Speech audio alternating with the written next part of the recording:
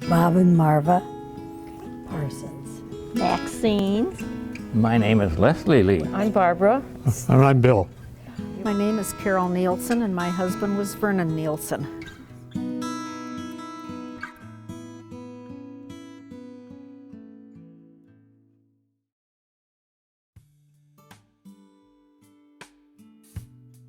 And how long have you been married?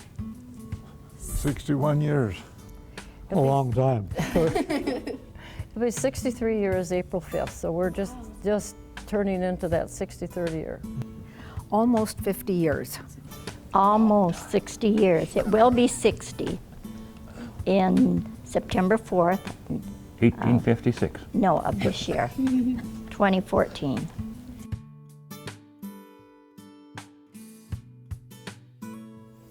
Do you have any children? Hardly any. We have 9. 9 of our own. And children, are they all sons, all daughters, or is it? 5 girls, 4 boys. And grandchildren? 22. And great-grandchildren? 15. Any children? We have 2 daughters. And grandchildren?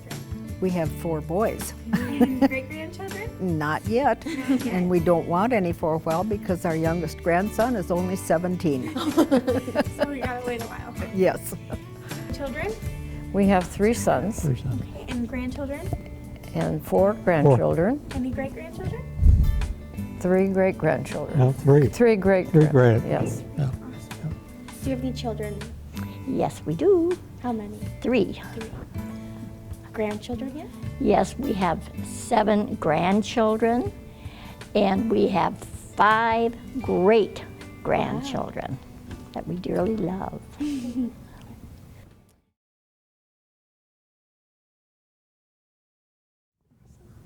So how did you meet, and what was the story behind your engagement?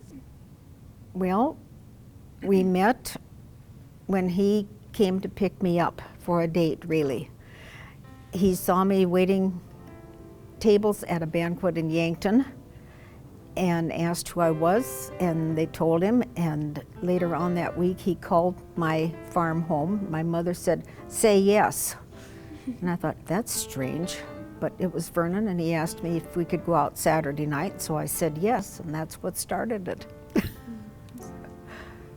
I'll let you tell that. How we met. I used to go to parochial school. She went to public school.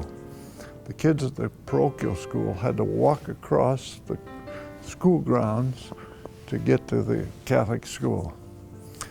I saw there were 2 little girls up there in the front of the steps of the public school. One was Myrna, one was Marva. I didn't know which was which. I found out. Okay. So is that what attracted you to her? Was just seeing her? That was the beginning. I moved to the country, right out here by about 69th and Louise was a little country school, Prairie View, District 71. And he was a year ahead of me in school. But I thought, wow, that's pretty neat. That boy has a watch. Nobody else had a watch. I didn't even have one. So I thought, gee, he's kind of nice. He's got a watch. But anyway, that's how we met at country school. Right behind your engagement. Blind date. Blind date? I lived in Springfield and she come to college on at Southern. And a good friend of mine introduced us together. And it was instant love. I'm serious. It really was. So I had a friend in college, and she knew the person that introduced us, and so they arranged the date. He happened to be about 100 miles away at visiting some family. And so do you want a name? Can I use a name? Yes, you can. Okay, Wendell provided us with information and so forth, and he drove like everything to get to Springfield for this blind date. And so we met, and we didn't get along dancing. We didn't get along at all. I mean, it was just not a match at all. That's my impression. But his impression was he liked me. it was instant love. I'm serious. It really was. Yeah.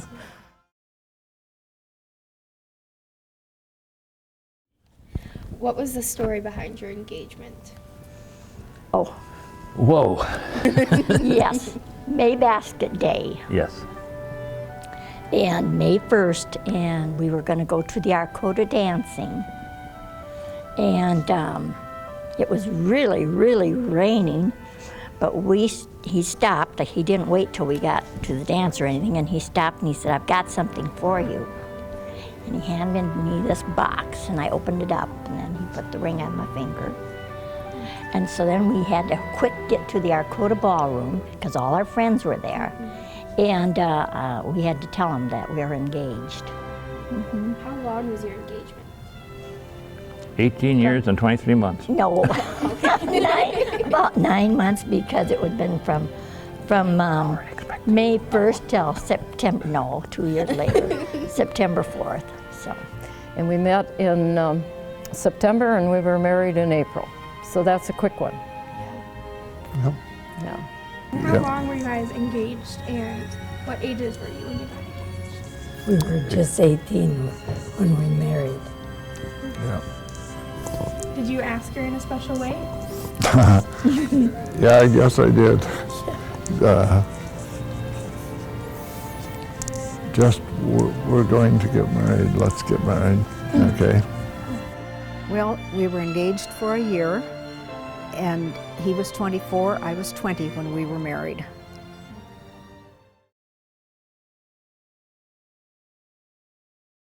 What was the economic and living conditions like when you first got engaged? We were poor as church mice. If we'd had as many kids as we could have afforded, we would not have had any.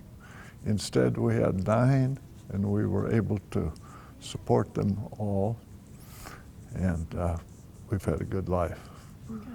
But we started off, it took her 40 years to get that ring. It's a pretty special ring then, huh?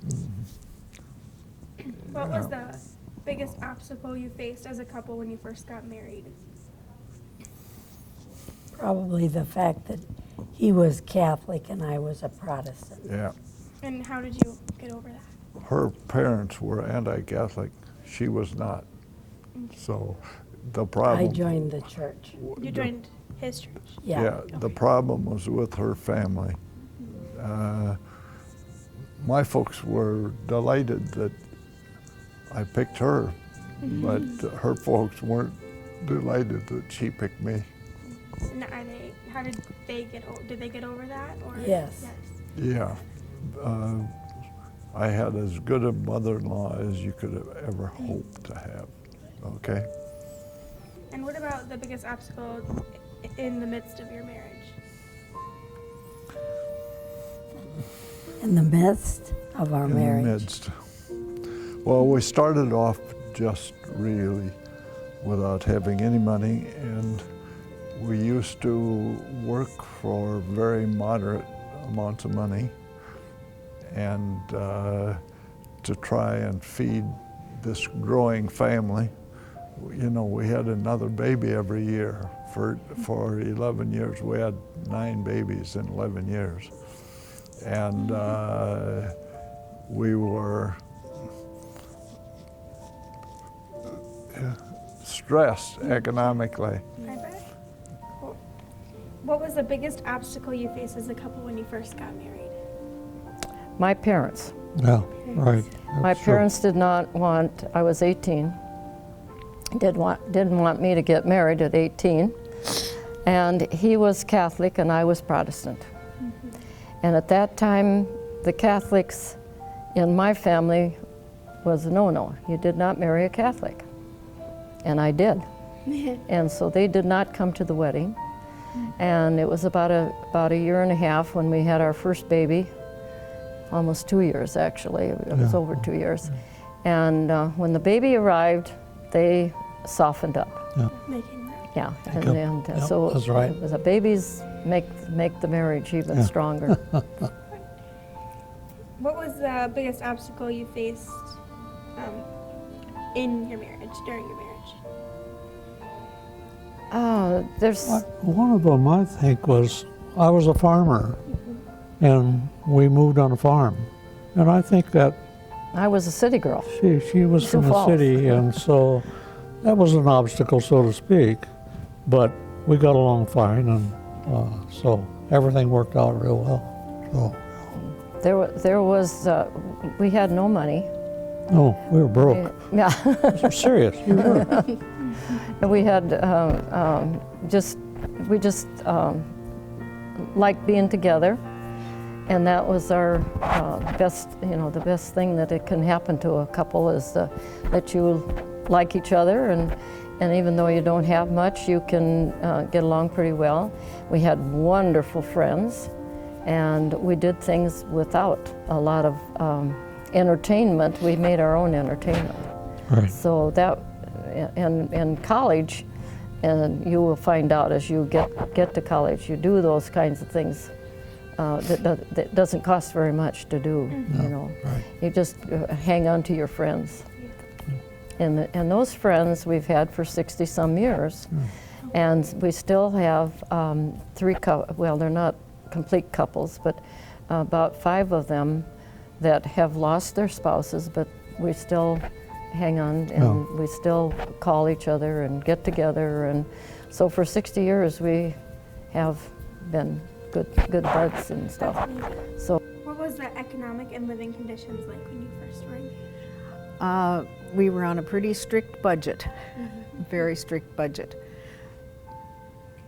What was the biggest obstacle you faced as a couple when you first got married? First obstacle. Well, I suppose maybe getting used to living in an apartment, because we both had been living at home and now we were in an apartment, so we were in 2 different apartments, and 2 years after we were married, we moved into our own home. So the biggest obstacle during your marriage? Biggest obstacle during our marriage? Ooh. I don't think we really had big ones. We had some little minor things that came along, but not much. Same as now. We didn't have any money then or now. No, it wasn't. It was. It was okay. Yes. What was the biggest obstacle you faced as a couple when you first got married? My mother. Oh, Tell the truth. no, I suppose. Of course, that wasn't when we first got married, when I had to be in the hospital for 90 days. Was that during your marriage then? Yes. And that was pretty hard? Yes, because then he had to take care of the 3 children, and I had to stay in the hospital for about 90 days. I had a bone cyst, and thank goodness it wasn't cancerous, so they had to Everything take it turned out. out fine. Everything turned out fine. Would you say that was your biggest obstacle through your marriage? Yes.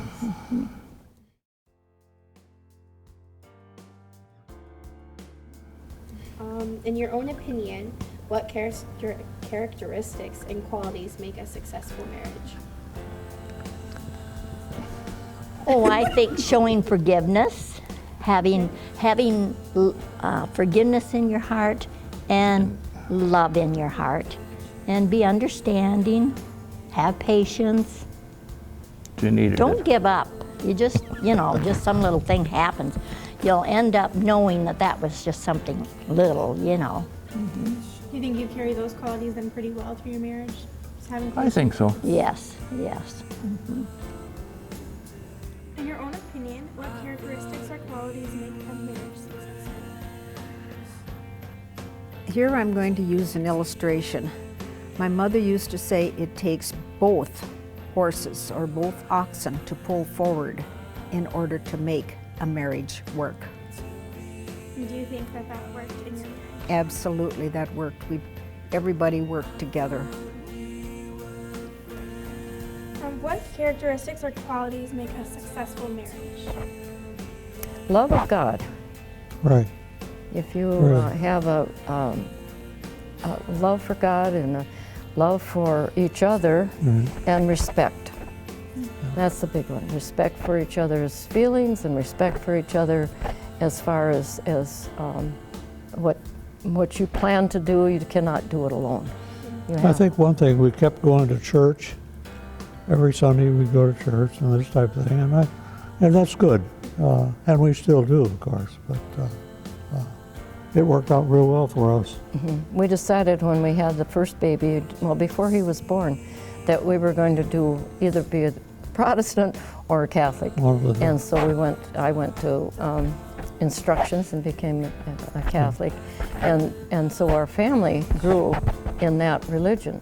So I think if you have a common goal to respect each other's wishes and so forth, right? You have a good marriage. And it's like 90-10. I give him 90% and he gives me 90%. Sometimes I get 10%, sometimes he gets 10%. Right. You know, it's just 90-10. Not 50-50, No, 90%. no. Right. In your own opinion, what characteristics or qualities make a successful marriage and why? I would say you have to work at it. Marriages don't just happen. Good marriages. You have to work at it. You have to make up your mind at the beginning, we're getting married and we're going to be married for the rest of our lives, okay? And a few times you wonder what you got yourself into, but it's the greatest way to spend your life as a married couple, okay? Awesome.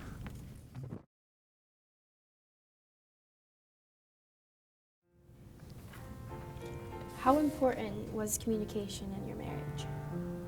Very important. If you didn't talk things over, you were soon sunk because the other one didn't know what was going on. How important is communication in your marriage? Oh my, yes, very, Yeah. very Right. much.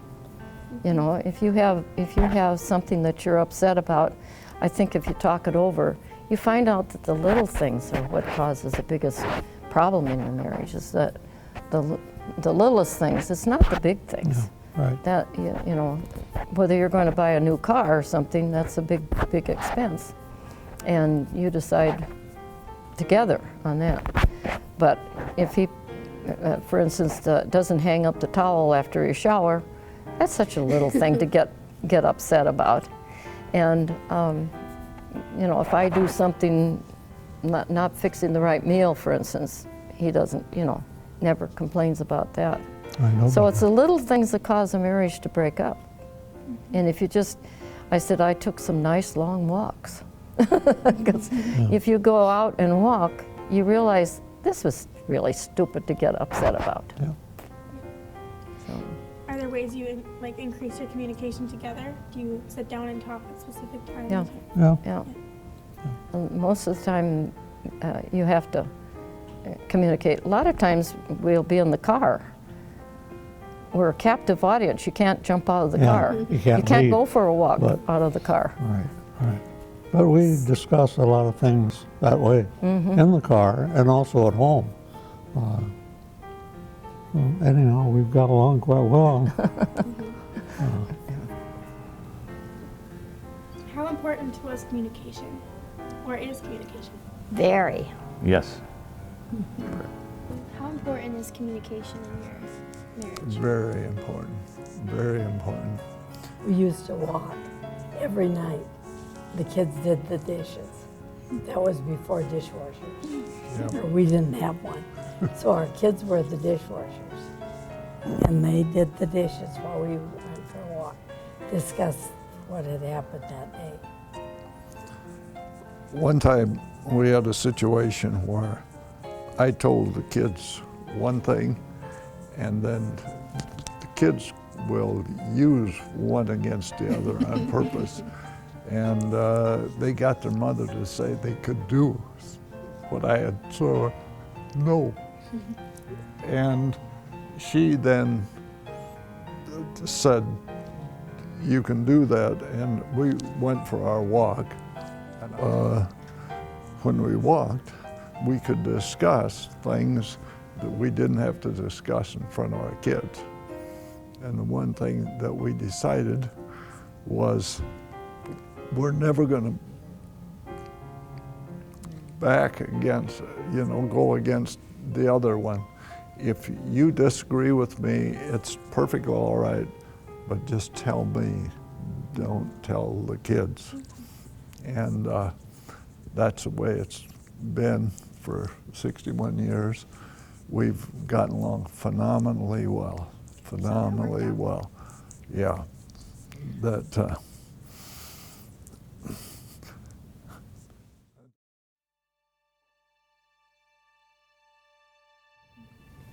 41% of marriages end in divorce. Why do you think the number is so high? I think sometimes you go into marriage with high expectations, and perhaps those expectations are not met, and then you just decide to throw up your hands and leave, rather than trying to work it through. Was it hard sometimes to work things through, or do you find it pretty easy?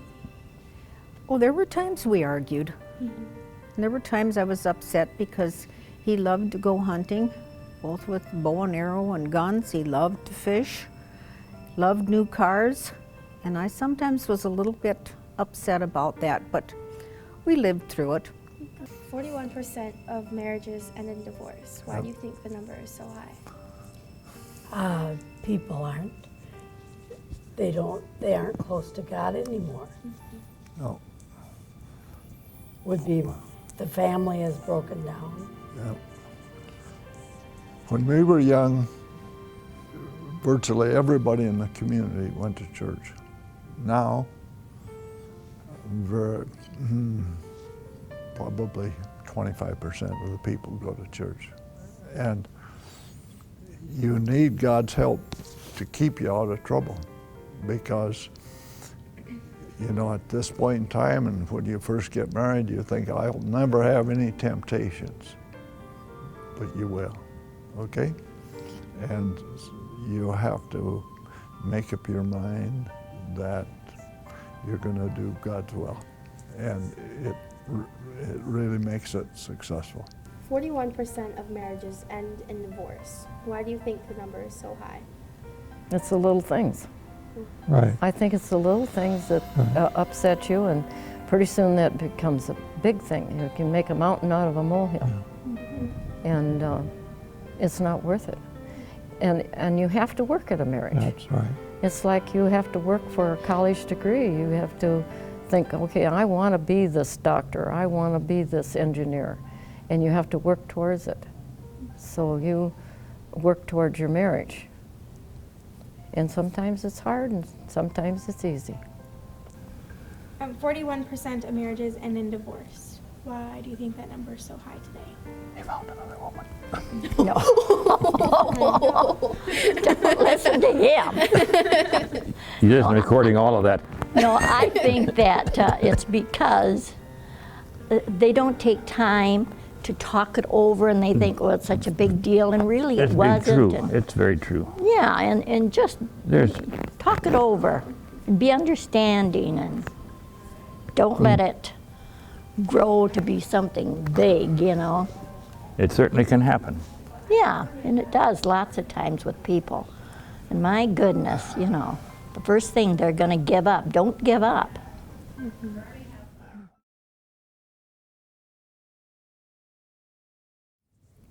What advice would you give to young couples today? To know when they go into it that it's work, that they don't just happen. Yep. You have to work at it. Respect your partner, you know, and be respectable so your partner can respect you. That's very important. So, and make up your mind, you know, not everything is going to be peaches and cream with this marriage. There's going to be a few times that you feel differently than your partner, but talk it over with your partner. Get together with them, not with a bunch of people listening, you know, and discuss heart to heart. And both of you have to be willing to accept that. And sometimes it's kind of hard to accept. that's the way life is. What advice would you give young couples today? To hug each other. Once they're gone, you miss that hug. Tell each other that you love the other one. And be patient, because we have so many outside influences today that we didn't really have when we were first married. They're just, you know, everybody wants a new house, everybody wants new furniture and fancy cars, and you can't always do all of those things. You have to be patient with one another.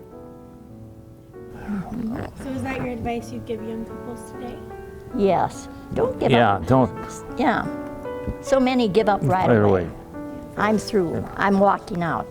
You know, they don't try to fix it or find out what happened or be understanding Very of true. each other. What advice would you give to young couples today?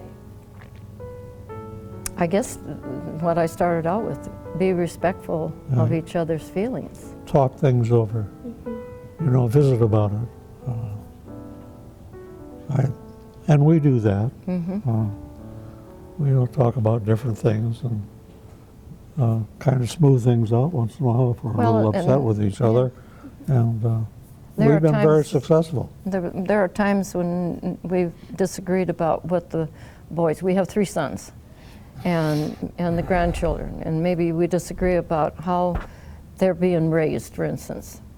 But we don't enter into their marriages or Right. into their business because they have their way of dealing with life too. But we pretty well talked through what should Yeah. happen to the kids and Right. when they were young and And we had some problems with them, like every family does. But we were lucky. yeah. They were pretty good kids, and we carried a big stick. No.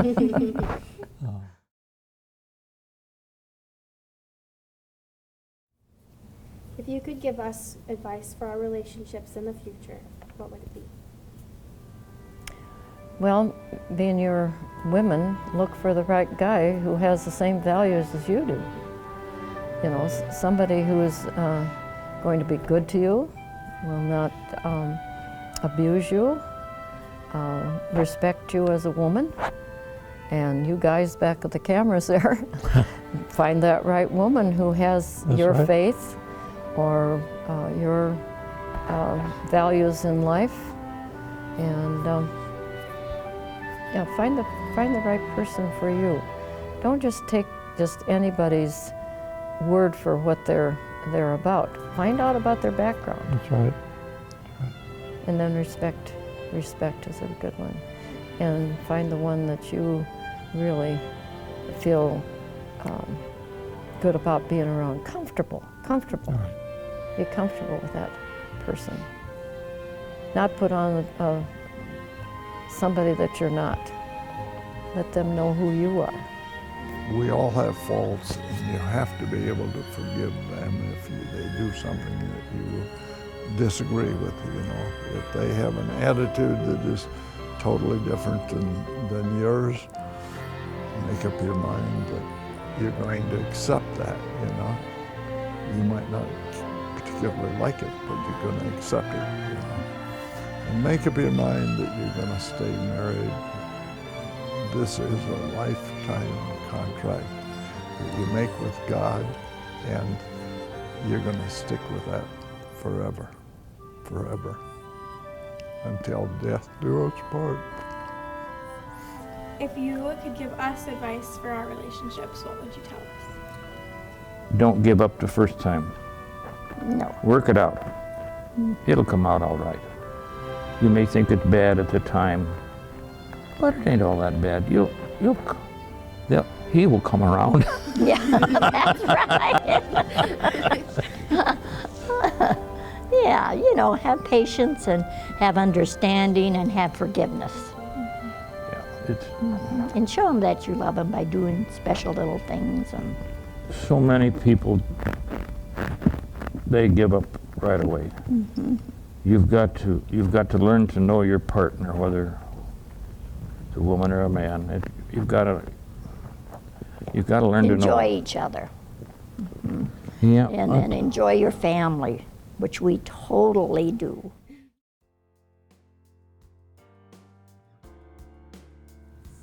Of your past memories with each other, which one sticks out the most?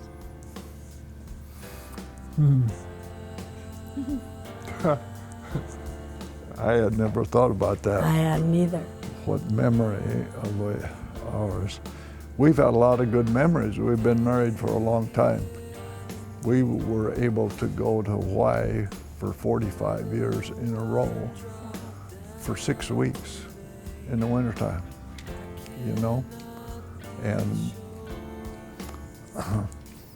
our 50th wedding anniversary, our 60th wedding, it was all joyful occasions. So. Of your past memories with each other, which one sticks out the most? Past memories. I think our trips and traveling together. We travel a lot, more now than we used to when we were young and didn't have any money, but we like to travel and we like to see different things, and we travel in our car most of the time. We've taken a couple of trips overseas, but we enjoy traveling. It's fun to talk to people, and you meet more people. And we did a lot of camping. Yeah, and we camped a lot. And that's a good memory for our sons, and they're now taking their kids and their grandkids and so forth. Most of the time, the kids are not into camping anymore like we were, but it was a good experience, and we got to do a lot of finding out what the rest of the United States we saw a lot of looked country. like. Huh? We saw a lot of country. Yes. Yeah. We traveled all the way across Canada and went to Alaska and this type of stuff. And but we tried to go someplace every year, and we did pretty well. After We did the Lewis and Clark Trail with camping. And that's a great trip. That was a great trip. So that's probably one of our most memorable things, is they travel across the United States and trying to see what the world is like in our own backyard. Yeah. We love the hills, the Black Hills, and that's a very favorite place to go. We try to get out there a couple times a year and enjoy it, and go to a lot of the same places, but once in a while I find a place that we haven't been there before. And it's really fun. It really is. Yeah. Of your past memories with each other, what sticks out the most? Oh, I would say traveling. Yeah, we did it. I think we did a lot of. He's always talked me into it. I'm the one that wants to stay home. Yeah. And then we've taken many trips, and we've gone Europe a couple of times, and he's always wanting to go, and I would hold back, and then when we'd be on the trip, I'd say, "Oh, I'm so glad you decided we should go," because I was having a good time. Very true. Yeah, because he always wanted to go, and I would think, "Oh, we better stay home." What was your favorite place to travel? Where did you go? What was your favorite? Oh, Switzerland. Yeah. And We went all over Germany, Italy, Ireland, oh yeah. England, Holland. We didn't make it to Ireland, because that's what, and he got cancer then, and so we had to cancel. That's hard. Yes. Of your past memories, which one sticks out the most? Tops the most. Well, let me think. Probably the evening that we were in Michigan, and he received his 25-year pin from Lutheran Brotherhood, and it was his retirement. Did you celebrate that? Yes, we did. We did. We were there for a meeting. If you say you got some pictures there, did you want to show us? I brought some pictures along. This will probably glare in the light for you. But this was Vernon 1956 when he was in Germany. Oh, wow. In the military. And then this little one is our wedding photo. 1959, June 25th, 1959. And this is the last official photo we had taken, which was a church directory photo. And on this he has written, "We don't know what the future holds, but I'm thankful, though who I am to share another with. Your strength will carry us through." And that was my late husband. And this was one of the last photographs that we had taken of him.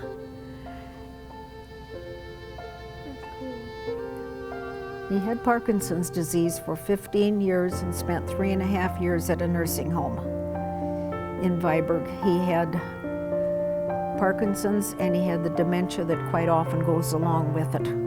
So he wasn't always able to express himself or to get his idea across. And then what you do is you say one word. Give me one word. And then you pretty much know that person well enough to know what they're asking about. Was that hard in the communication aspect? Yes, it was. And you overcame that? We overcame that. He was unhappy at times for being there, and I was unhappy that he was there, but invariably something would happen. You know, he needed help with bathing, with dressing, with all of his medications and everything. He had the habit of getting up during the middle of the night or any time during the day. He would go through and take everything out of his closet, pile it on his bed, all in neat sorted piles. Slacks one place, shirts, and so on. And this would go on sometimes every 2 or 3 hours. And so, you know, little things like that that the caregiver finally just has to say, that's it now. Well, have you been here for a while? Vernon and I moved into Trail Ridge in January of 2000. So we started the new millennium here. And he passed away in November of 2008. And after being, like I said, at the nursing home for 3.5 years. And we took him to Viborg because that was home for both of us.